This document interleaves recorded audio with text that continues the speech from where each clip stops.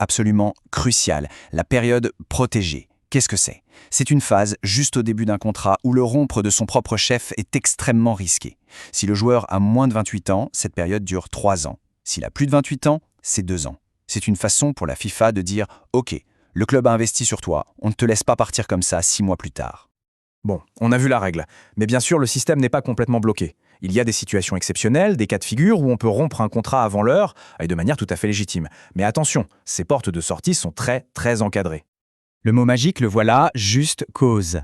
L'article 14 nous dit que si une des deux parties, le joueur ou le club, a une raison vraiment valable, vraiment sérieuse, alors elle peut mettre fin au contrat.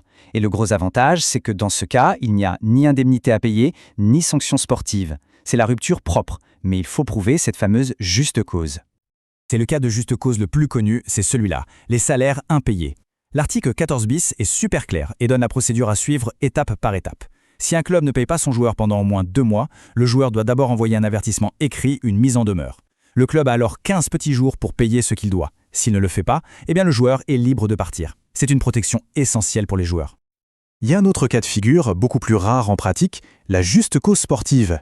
L'article 15 explique qu'un joueur confirmé, un cadre de l'équipe, peut résilier son contrat s'il a joué moins de 10% des matchs officiels de son équipe dans la saison. C'est un peu une clause anti-placard pour éviter qu'un joueur soit mis de côté volontairement. Ok, on a vu les ruptures propres. Maintenant, accrochez-vous, on passe à ce qui fâche. Que se passe-t-il quand un joueur ou un club décide de rompre un contrat sans aucune raison valable? C'est là que les choses se corsent et que les conséquences peuvent être très lourdes. La première sanction, c'est logique, elle est financière. La partie qui a rompu le contrat sans juste cause doit sortir le chéquier et payer une indemnité à l'autre. Le but, c'est de compenser le préjudice, la perte financière subie par la partie qui a été laissée en plan. Mais attention, l'argent, ça ne règle pas tout. Loin de là.